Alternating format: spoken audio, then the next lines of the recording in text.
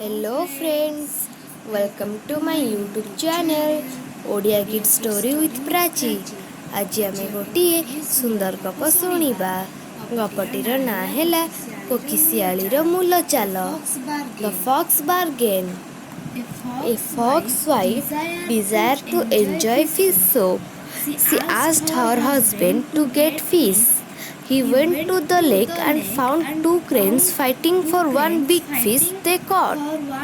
ଗୋଟିଏ କୋକିର ସ୍ତ୍ରୀ ମାଛ ଝୋଳ ଖାଇବାକୁ ଇଚ୍ଛା କଲା। ସେ ତାର ସ୍ୱାମୀକୁ ମାଛ ଆଣିବାକୁ କହିଲା।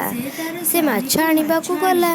ଗୋଟିଏ ହ୍ରଦ କୂଳରେ ସେ ଦେଖିଲା ଦୁଇଟି ବଗ ଧରିଥିବା ଗୋଟିଏ ବଡ଼ ମାଛ ପାଇଁ ଲଢ଼େଇ କରୁଛନ୍ତି। Head was in one crane's beak and tail in the other crane's beak. Then fox offered to settle their dispute. ମୁଣ୍ଡଟି ଗୋଟାଏ ବଗଥଣ୍ଟରେ ଆଉ ଲାଞ୍ଜ ପାଖଟି ଅନ୍ୟ ବଗଥଣ୍ଟରେ ଥାଏ। ତାପରେ କୋକି ସେମାନଙ୍କ କଳିର ସମାଧାନ କରିବାକୁ କହିଲା।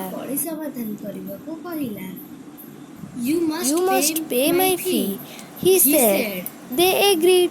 The fox said, head goes head side crane and tail to tail side crane.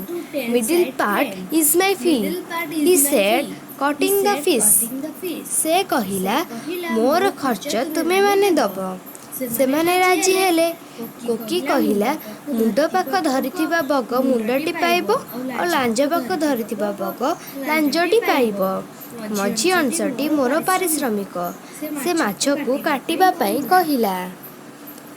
Thus fox got bigger portion of the big fish for his wife. His wife made a delicious fish soup for the day. ଏମିତି Koki ମାଛର ସବୁଠୁ ବଡ଼ ଅଂଶ ତା ସ୍ତ୍ରୀ ପାଇଁ ପାଇଲା। ତାର ସ୍ତ୍ରୀ ସେଦିନ ସୁସ୍ୱାଦୁ ମାଛ ଝୋଳ ତିଆରି କଲା।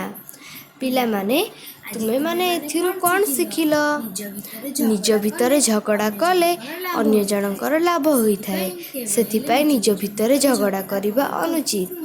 ଆଜିର ଏହି ସୁନ୍ଦର ଗପ ତୁମମାନଙ୍କୁ ଭଲ ଲାଗିଥିଲେ ଭିଡ଼ିଓଟିକୁ ଲାଇକ୍ କରିବ, ମୋ ଚ୍ୟାନେଲକୁ ସବସ୍କ୍ରାଇବ୍ କରିବ, ଗୋଟିଏ କମେଣ୍ଟସ୍ ସେୟାର ନିଶ୍ଚିନ୍ତ କରିବ।